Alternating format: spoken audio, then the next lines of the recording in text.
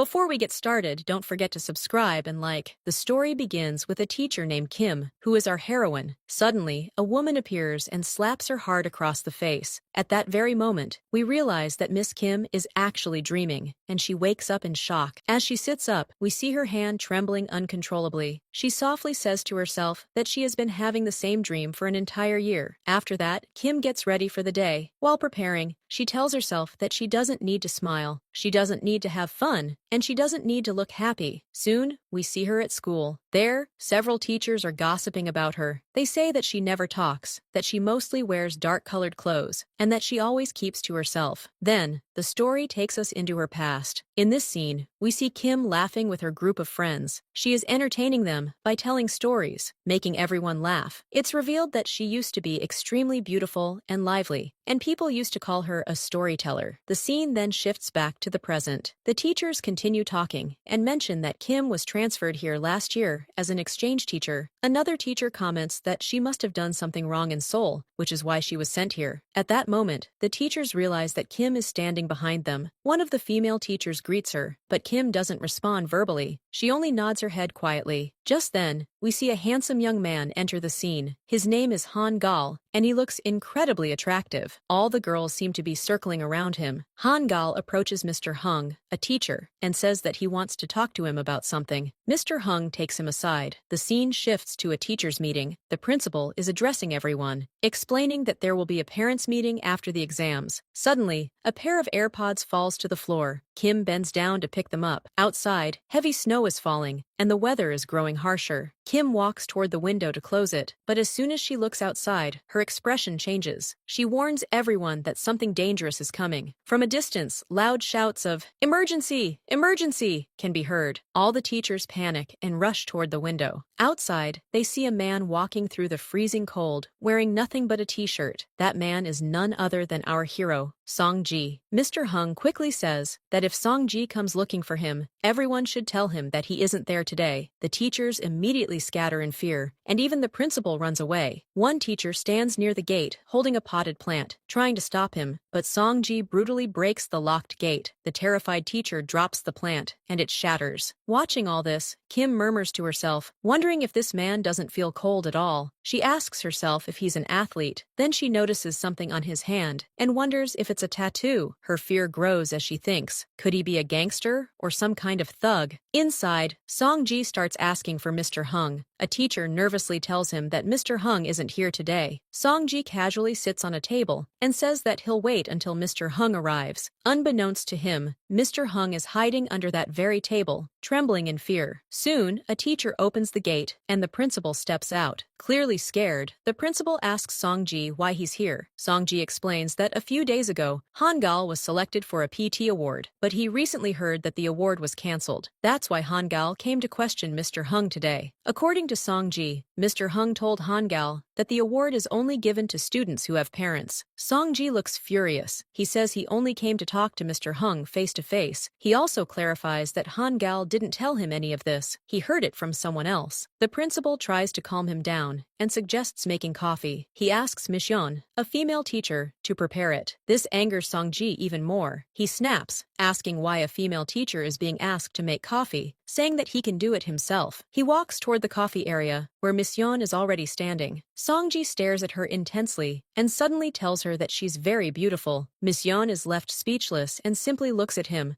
The scene shifts to a girl named Si-jin. She is texting someone repeatedly, but the other person isn't replying. Han Gal approaches her and asks if she wants to go eat with everyone, since all the students are heading for lunch. Si-jin refuses. Later, Han Gal tells his friends that she rejected him, saying that she only goes out with someone she actually likes. One friend jokes that she's the only one who doesn't like him. Another friend tells Han Gal that his uncle came to school because he told him about the award. Hearing this, Han Gal immediately runs off. Back at school, the principal suggests to Song-ji that instead of coffee, they should go somewhere to smoke. This enrages Song-ji. He slams his hand on the table, completely breaking it. He shouts that this is a school and questions what the principal is even saying. Song-ji once again talks about the award. He explains that he has raised Han Gal since childhood, detailing everything he has done for him over the years. He says that in every way, he is like Han Gal's parent. After saying all this, Song-ji leaves. Mr. Hung finally crawls out from under under the table, shocked, wondering how someone like Song-ji can even be Han-gal's uncle and what kind of person he really is. The teachers begin whispering. A female teacher remarks that this is the first time she has ever heard Kim speak. Then, the teachers start spreading rumors about Song-ji, saying he hangs around dangerous people and that he's a gangster. Mr. Hung shares his own story, saying that once, while he was drinking somewhere, Song-ji came and completely destroyed the place. Another teacher says she once saw him digging a hole at night, as if he were burying someone. Yet another teacher claims she saw him lifting a car with his bare hands. In the present, all the teachers agree that if you don't listen to Song-ji, he immediately resorts to destruction. Just then, Han-gal arrives and asks if everything is okay, since his uncle came earlier. A teacher tells him to just look around. Seeing the damage, Han-gal apologizes and starts cleaning up. Kim tells him that there's no need to apologize and that he can leave. Later, we see Kim shopping. She receives a message from her father, saying that he made her favorite dish and wanted to eat together. He also apologizes, saying that he shouldn't have said certain things to her before. When Kim returns home, she tries to open the lock, but it doesn't work. The key bends completely, and in frustration, she throws it into the water. To get a spare key, she goes to the female teacher's place. On the way, she runs into Song-ji. He's holding something in his hand, which she mistakes for a weapon. Remembering all the teacher's stories, she panics and starts running. Song-ji chases after her. Kim suddenly stops and tries to call the police. At that moment, something pierces Song-ji's back, and blood begins to drip. Kim's phone falls, and Song-ji picks it up, asking if she was calling the police. Terrified, Kim grabs her phone back and begs him not to kill her, saying her family doesn't even live nearby. Song-ji calmly explains that what she thought was a knife is actually food. Kim even tastes it, realizing her mistake. She explains that she panicked because he was following her and because she saw something on his hand that looked like a tattoo. Song-ji shows her that it isn't a tattoo at all. It's something someone gifted him, and he couldn't just throw it away. Kim then tells him that her gate won't open. Song-ji jumps over the wall, opens the gate, and comes back out, saying that it's getting cold and he's leaving. Before going, he tells her that she'll have to pay for the mistake she made. Next, we see Song-ji at home with Han-gal and another man. Song-ji brought Han-gal his favorite food. It's revealed that Han-gal did receive the award after all, which explains why Song-ji went to the school. We learn that Song-ji deeply cares for Han-gal and is very protective of him. Song-ji asks about Kim, her name, and learns that she came from Seoul last year. Later, when he goes to throw out the trash, the other man follows him, calling him boss, and asking why he's late and whether the police caught him. Song-ji replies that today he was ignored. In his thoughts, he wonders why she doesn't remember him and how she could forget him. He swears that he won't let her go. Leaves begin to fall from the trees, and Song-ji says that spring will arrive tomorrow. A few days later, we're back in Kim's classroom. She announces the upcoming parents' meeting. Si-jin raises her hand and asks what happens if parents can't come. Kim firmly replies that parents must attend. A student mentions that Han-gal doesn't even have parents. Han-gal looks sad for a moment, but then smiles while looking at Kim. Kim says that his situation is different and that they'll discuss it later. As Kim leaves, Si-jin approaches her and says that her parents won't be able to attend the meeting either and that she'll arrange another appointment. Another teacher comments that they shouldn't interfere in parents' matters and sarcastically says that Kim should know very well how to benefit from parents. Kim is shocked and tells her not to call her parents, wondering if this teacher knows something about her past. Later, in the office, Kim keeps thinking about Song-ji and the threat he made. Other teachers subtly scare her, saying that she'll have to meet him someday anyway. On the other side, Song-ji arrives at a restaurant. The owner is visibly scared of him. Song-ji politely asks if there's a seat available because they came to eat. The owner nervously agrees and serves him food. While he's eating, Kim calls him and tells him that he must come for the parents' meeting. Song-ji immediately stands up, and everyone else panics and stands too. He asks if he should come right now, causing teachers to run in fear. Kim quickly tells him to come on Monday. On Monday, we see Kim wearing bright clothes for the first time. She tells herself that today she'll face anger with calmness. As she steps out of class, a woman warns her that he's coming. Han-gal walks past, and Kim stops him, telling him to leave only after the meeting. Han-gal replies that she should meet his uncle alone and leaves. Song-ji walks toward her. The scene shifts to a lawyer named Choi. He tells someone that he's searching for a man and has even filed a case against him. In a flashback, we see someone attacking Choi. In the present, another man says that the person Choi is looking for is probably dead by now. Choi coldly replies that he's sure he isn't dead yet and vows to find him, saying, "Song-ji, don't die until I find you." Back in the present, Song-ji enters the classroom classroom, carrying a new plant. He explains that he brought it because the previous one broke because of him. He sits face to face with Kim and starts talking casually, saying she's from Seoul, and mentioning that he's also connected to Seoul because his mother was from there. Suddenly, he changes the topic and says that Han-gal doesn't want to go to college. He keeps asking questions, even asking Kim's age. She angrily tells him that he can't ask personal questions. Song-ji smirks and says that Yoon is her first name. This makes her furious. She slams her hand on the table and shows him Han-gal's grades. Song-ji leans in too close. The two stare intensely into each other's eyes. Next scene, we see Si-jin, who is waiting quietly. After a moment, Han-gal arrives. Si-jin apologizes to him, saying that she spoke too much in class earlier and is sorry for that. Instead of responding, Han-gal asks for her phone. He takes it, saves his number, and tells her that next time, if she has any problem with him, she should tell him directly, instead of saying it in front of everyone. Si-jin saves his number under the name Evil Han-gal. The next day, we see everyone trying to study in class, but they're unable to focus because of the plant. All the class teachers decide to take it outside. At that moment, Song-ji appears. 3 teachers struggle together to lift the plant, but Song-ji easily picks it up all by himself and places it into his car. He then opens the car door and tells Kim that you can't just throw away a gift like that. Kim goes along with him. As they walk, she keeps secretly observing him. Song-ji notices this and says, "You're looking at me, right? I know you are." He then tells her that they've met before. Kim denies it and tries hard to remember. They arrive at Kim's house, where Song-ji places the plant properly. He looks out at the view, while Kim once again finds herself staring at his body. He turns around and says that he's helped her so much, so the least she can do is buy him a coffee. Kim makes excuses, saying there's no coffee at her house. Hearing this, Song-ji simply leaves. Soon after, Kim receives a call from Teacher Hong, who tells her that since he's the in charge of the environmental club, he's decided to hand that responsibility over to her. He's already spoken to the principal about it. Kim looks slightly angry. Just then, another call comes in, and she immediately answers. It's her father. He apologizes and says they shouldn't have said those things to her. Hearing her father's voice, Yunan starts crying. She cuts the call. Suddenly, she hears a sound at the gate. She goes outside and sees Song-ji standing there. He's brought coffee for her, along with packets of coffee. Seeing her face, he asks if she's crying. He then takes out some sweets and tells her that whenever she's sad, she should eat something sweet because it makes you feel better. Saying this, he turns and leaves. Kim freezes. She remembers that someone once said the exact same thing to her before. The scene shifts, and we see the actress Nan Hui with advocate Choi. Nan Hui tells him that she said something to her daughter, and because of that, her daughter ran away from home. She asks Choi to find her and tell her where she is. She feels that he has seen her daughter before. We're shown a flashback where Choi is busy decorating something. A girl walks past, and he can't take his eyes off her. Back in the present, Choi receives a call from his assistant. The scene shifts again to Song-ji, who arrives at a police station. A policeman tells him that many people saw him there. Song-ji once again pulls out the same sweets and offers them to the officer. Nearby, we see Kim at a bookstore. After buying a book, she steps outside and tries to remember where she's seen Song-ji before. Across from her is the police station. She sees Song-ji coming out. The moment she notices him, she hides. As soon as he moves ahead, she runs away. Later, we see Kim in the environmental club. There are 5 members. The 3 students sitting in the back look bored. Si-jin complains that they never go on field trips. Another student says they're always stuck in the classroom and never go out. At that moment, Han-gal raises his hand and says there's a power plant nearby where they can go. He also mentions that his uncle works at that power plant. Hearing this, Kim is shocked and says she didn't know his uncle even worked, as she thought he just wandered around all day. Kim then tells everyone that they'll visit a different power plant instead. On the other side, we see Song-ji working at a power plant. One of the club kids calls him and tells him everything. When school ends, Kim is outside, and Song-ji comes to her and starts talking about the field trip to the power plant. With his words, he slowly convinces her to agree for just one day. That night, we see Si-jin with her parents. Her father is checking her school report, noticing that she's second in every subject. Her parents pressure her, telling her that she must come first, or she'll be left behind. Overwhelmed, Si-jin leaves her food untouched and goes to her room. She calls someone and asks if she can stay at their house. The scene shifts to Song-ji, who tells Han-gal that he's convinced his teacher and that they're going on a trip. Han-gal explains that Kim is an exchange teacher who came here from Seoul. He says he doesn't understand why she came here, since her family and friends are all in Seoul. Hearing this, Songji remembers the moment when Kim was crying. The next day, we see Kim telling herself that today she won't have fun and won't be happy. She steps outside, where Songji is waiting with his car. Han-gal is also there, joining them. On the way, Songji asks Kim why she's wearing such clothes and tells her she should wear better ones. She's dressed in dark colors again. Suddenly, Han-gal receives a call from Si-jin and asks to be dropped off, leaving Songji and Kim alone. They decide to go somewhere crowded. Meanwhile, we see Han-gal running to Si-jin reminds him that he told her to come directly to him if there was any problem. She explains that because of him, she's always coming second in class, and her parents are scolding her because of it. That's why she's running away. Han-gal realizes she's planning to stay at someone's place. In Seoul, Si-jin boards a bus, and Han-gal follows her. On the other side, Songji and Kim stop to eat. Songji tells her to order something else, but Kim notices a dish that used to be her favorite, something her father always made for her. She asks the old lady to make that dish. The woman gets angry, but Kim orders a large portion and eats quickly, clearly enjoying it. Songji hesitates while eating, but still eats anyway. Kim then tells him that she saw him outside the police station and asks why he was there. Songji replies that he went there because of a woman. A flashback shows Songji lifting a car and moving it aside so a fire van could pass. Back in the present, Kim notices pimples forming on Songji's face and realizes he's allergic to the food. Even so, he keeps eating. Later, they're sitting in a park. Kim asks why he ate it despite being allergic. He replies that when you eat together, it makes the other person feel better. Hearing this, Kim laughs loudly, even though she reminds herself that she shouldn't smile or be happy. She takes out her foundation and starts applying it to his face. Songji struggles to control himself but fails. He stands up, lifts the entire bench with him, starts exercising, then sits back down and tells her that she will never touch him again. Just then, Han-gal calls and tells him everything, that Si-jin has run away and he followed her to Seoul. Songji says he's coming to get them and will drop Kim home. Kim insists on coming along, saying they're her students and she's their teacher. When she asks where they're going, Songji says, Seoul. We're taken into the past. In a school in Seoul, Kim is in a parents' meeting. She praises a father for taking good care of his child, but he misunderstands her intentions and starts sending her messages. Her phone is away while she's working. Later, the same woman from the beginning arrives and slaps her. She's the wife of that man. Rumors spread throughout the college that Kim was having an affair. Back in the present, Kim says they should go to Seoul. In Seoul, Han-gal continues following Si-jin. She snaps at him, saying school wasn't enough, and now he's here too. Han-gal tells her she must be hungry and suggests they eat. Later, we see them by the Hanyang River, talking. Si-jin complains bitterly about her parents, while Han-gal says he doesn't even know what it feels like to have parents. He wishes he had them and says that even his uncle can never replace his mother. Sejan receives a message calling her to the station. Meanwhile, we see the CC school teachers drinking together, discussing how they need to become stronger, so that next time, they can all face Songji together. Songji arrives at an academy where a female teacher is also present. A taekwondo instructor praises a student, saying he's the best player there, but he hasn't shown up today. Back at the station, Songji and Kim arrive. Si-jin meets a man who looks familiar. For the first time, Songji and Han-gal also meet at the same place. Han-gal panics and says he's lost Si-jin and that she's planning to stay the night at the man's house. Kim searches desperately and finally finds Si-jin. She calls Songji and tells him that Si-jin is right in front of her, but she's with another man. Before he can reach them, the train leaves. Songji tells her he'll meet them at the next station. We see Songji running at full speed. He reaches the station just in time, enters the metro before the gate closes, and as Kim nearly falls, he catches her. They freeze in that moment. Suddenly, everything comes back to Kim. She remembers exactly where she had seen Songji before.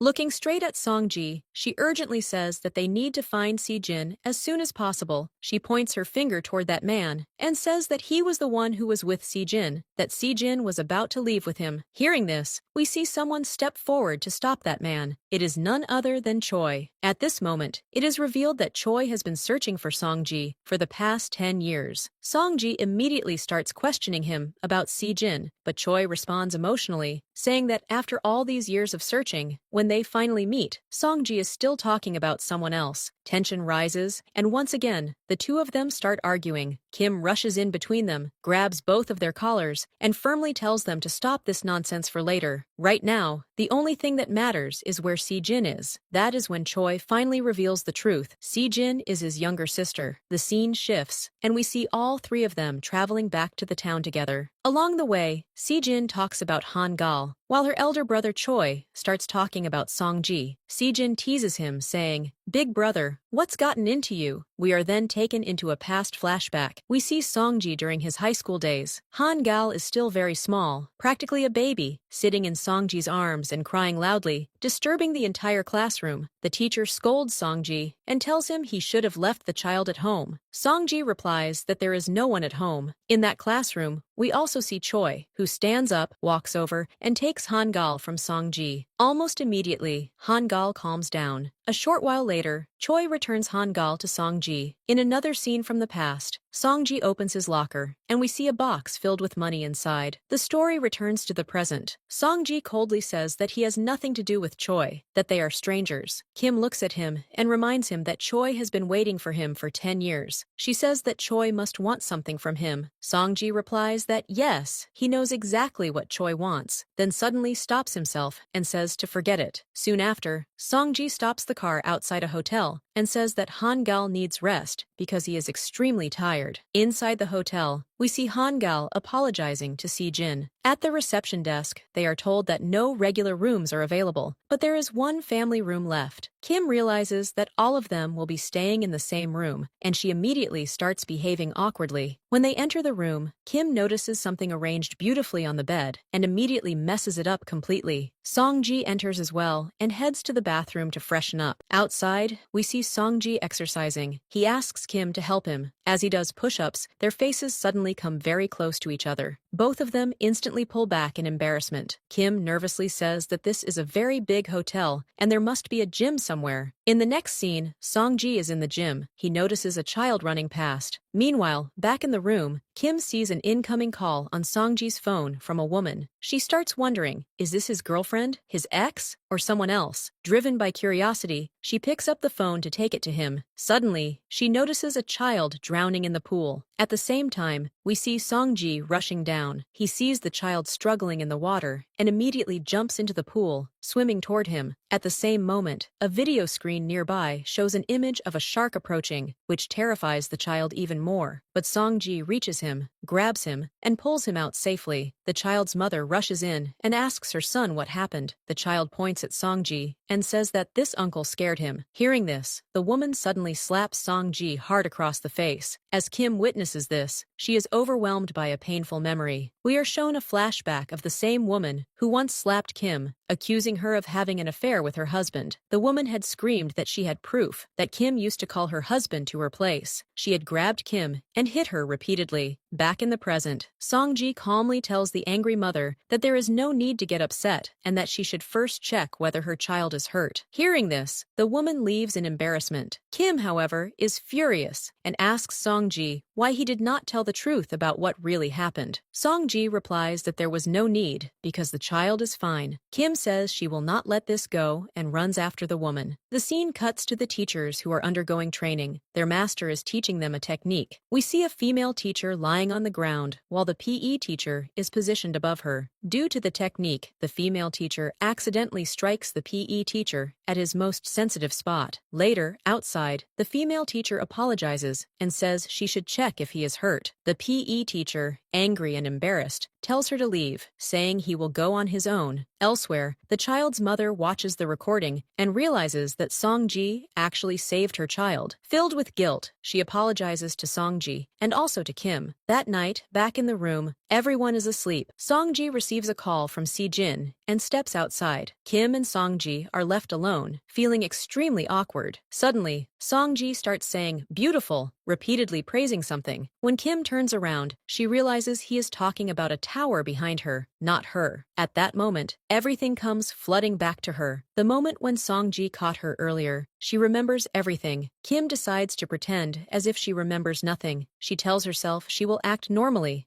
The next day, we see Choi taking Si-jin home. There, he speaks with Kim's mother, the actress. Choi wonders what Kim is doing with Song-ji. We are shown a flashback of the first time Choi saw Kim. He was completely mesmerized. The train scene is shown again, where he could not take his eyes off her. Back in the present, Si-jin asks Choi if he will help her with her studies. Choi agrees, but only if she gives him Han-gal's address. On her way to school, Kim tells herself firmly that she will never meet Song-ji again and will stay away from him. But just then, Song-ji appears. He is wearing the same AirPod that Kim had lost. The moment she realizes this, she pulls out her own AirPod and runs away. The female teacher sees her and asks if what she heard earlier was true. Did Kim really go away with Song-ji? Kim admits it. The teacher gently asks if she is okay and tells her that Song-ji is not the kind of person she is imagining. Kim explains that they only went to help Han-gal's friend. Soon, all the teachers gather and start gossiping about Song-ji. One teacher says that Song-ji never dated anyone because he was busy raising Han-gal. Another teacher suggests that maybe he likes something else. She then recalls seeing Song-ji at the market one day, where a girl was crying in front of him. Others speculate that Han-gal might actually be Song-ji's son, that maybe his girlfriend or wife left him. Kim remembers the woman calling Song-ji's phone at the hotel. The scene shifts to Han-gal, who apologizes to Si-jin. He tells her that someone who comes second will eventually reach first place. He says he wants her to beat him one day and hands over his notes. After school, Kim sees Song-ji widening a chamber. She approaches him just as he reaches inside and pulls out a puppy. He talks to the puppy as if he already knows it. We see a flashback where the female teacher had seen Song-ji removing rubble and rescuing that same puppy. Back in the present, Kim realizes how innocent Song-ji truly is. They notice that the puppy is injured and decide to take it in the car. Kim says the puppy is feeling very cold. Song-ji appears shirtless because he has given his shirt to the puppy. The girl at the counter cannot stop staring at him and asks why he went that far. Kim sits in the back, holding the puppy, while Song-ji fills out a form. She notices a large scar on his back. Later, she also sees the same mark on his hand. When Song-ji tries to hide it, Kim tells him that he does not need to hide his scars. A doctor arrives and asks Song-ji if he is Han-gal's father. Kim quickly says that he is Han-gal's uncle, but the doctor insists, saying she checked the papers. Song-ji is the father. Song-ji calmly admits that yes, he is Han-gal's father. Hearing this, Kim is shocked. She realizes that everything the teacher said might be true. The scene shifts again. We see Han-gal bringing an umbrella for Si-jin, telling her to take it while he leaves. Si-jin stops him and says that she cannot come first if something happens to him. What would that victory even mean? She grabs his hand and they walk away together. Elsewhere, Choi is seen throwing money around. A flashback shows him looking at Han-gal's achievements and saying that Si-jin can never come first. Song-ji tells Choi that he has prepared what Choi came for. He has returned 3 times the money in the same box. Choi replies that he was not waiting for the money, he was waiting for an apology. Song-ji coldly says that will never happen. Back in the present, Choi is lost in thought when Si-jin appears and complains that Han-gal always treats her with pity. She suggests that the two of them should join forces to take revenge. At the hospital, the doctor hands Kim some papers. She realizes that earlier, when someone said Han-gal, they were referring to the puppy. Song-ji had written the puppy's name as Han-gal and listed himself and Kim as the parents. The puppy is declared fine, and the doctor says they will keep it for 10 days. If the owner does not come, they should call again. Later, Kim and Song-ji go out to eat. In front of the staff, Song-ji treats Kim like his wife.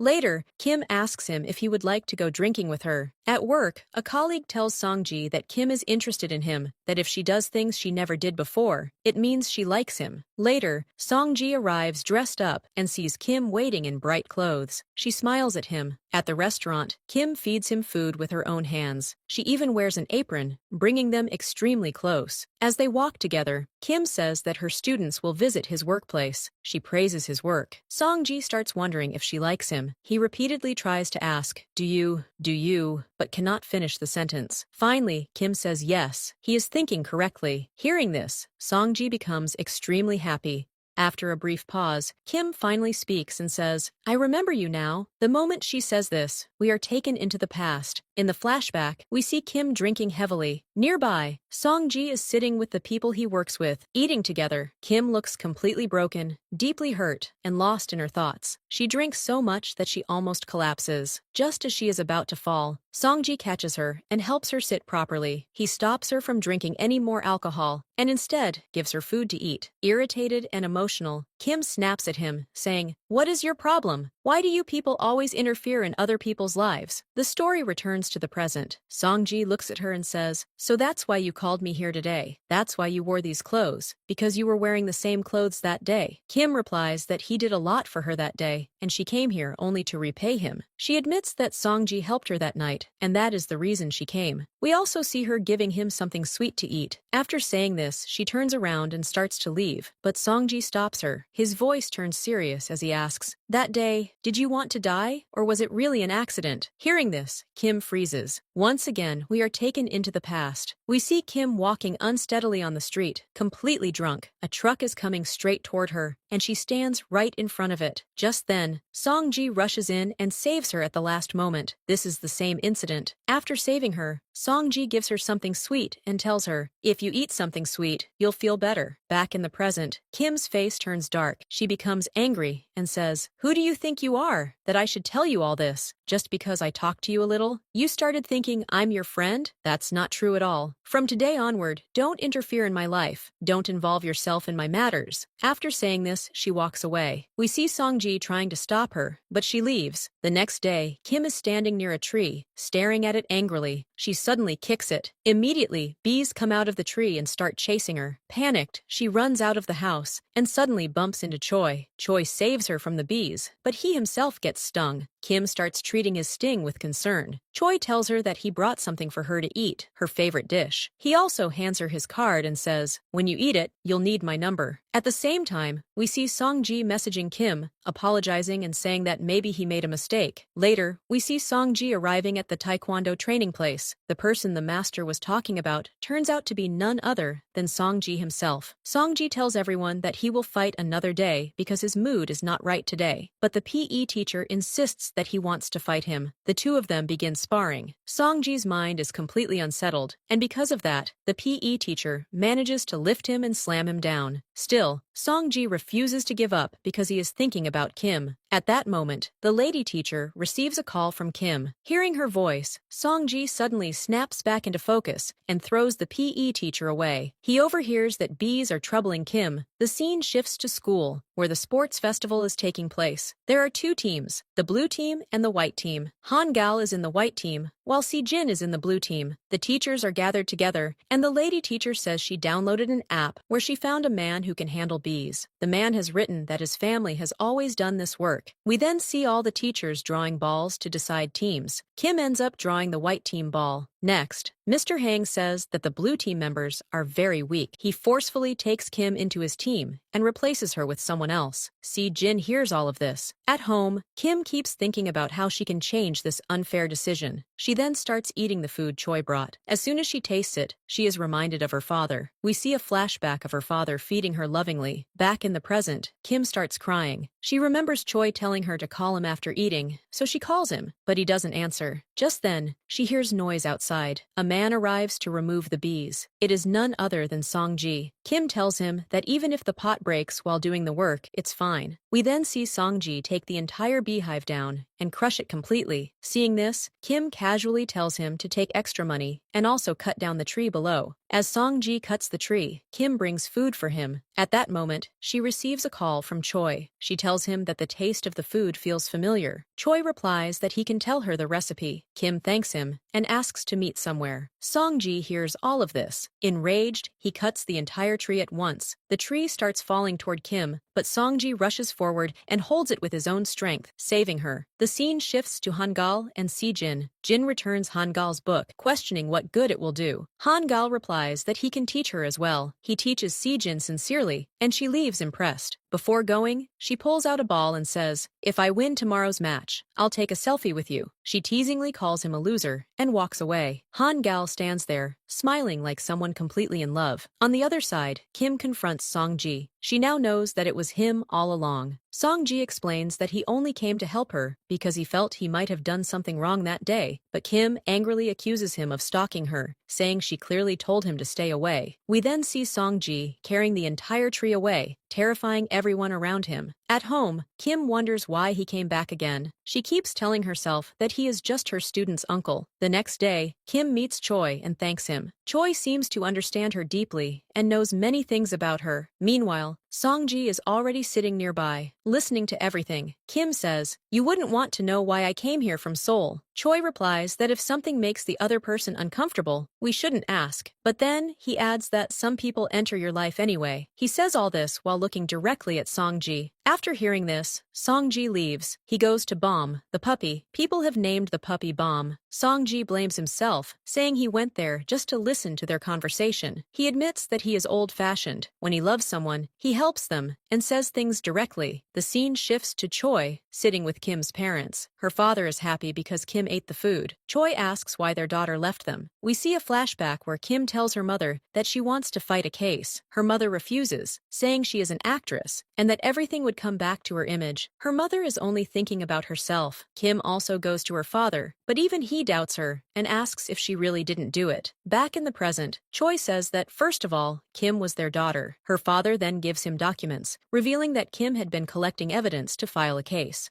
The sports festival arrives. Parents gather. Choi comes on behalf of Sejin, and Songji comes on behalf of Han-gal. Songji will lead the white team, while Choi will lead the blue team. Later, we see Kim feeding Bomb. She notices a ball and realizes she forgot it there. Songji sees this and realizes that Kim is in the white team. We are shown a scene where Kim is standing in front of Choi, saying she is in the blue team. Songji trains the kids sincerely, while Choi focuses on strengthening their minds and even brings food for them. The white team and blue team finally face each other. Sejin pulls Han-gal aside and accuses him of bringing his uncle so he can win easily. Han-gal explains that he didn't know his uncle would come and that he even tried to stop him. Sejin says she doesn't understand whether Han-gal is good or bad for her. Sometimes it feels like he's mocking her, and sometimes like he truly wants to help. The scene shifts to Songji and Kim feeding Bomb together, talking to the puppy instead of each other, indirectly saying everything they cannot say directly. Songji says again that he only wanted to help. He returns the money and says it can be used for the puppy. He reveals that he is in the white team and promises to bring the trophy for Bomb. The sports day finally arrives. At home, Songji is preparing tiffin when Han-gal appears and tells him that his teacher is in the blue team. He asks Songji not to play and instead let the blue team win. At the ground, Songji tells his team to just enjoy and not worry about winning or losing. He then goes to Choi and secretly motivates him to make sure the blue team wins, supporting them while being on the white team. Just then, Kim arrives. She walks in confidently, opens her jacket, and says, "I'm in the white team." Hearing this, Choi, Songji, and Han-gal are all completely shocked, and with that powerful moment. So now the question is, which team will win the competition? Unfortunately, this is where the released episodes end. We promise to bring you the next episode as soon as possible. Make sure to subscribe to the channel and turn on notifications so you can receive updates and be among the first viewers. If you do that, bye.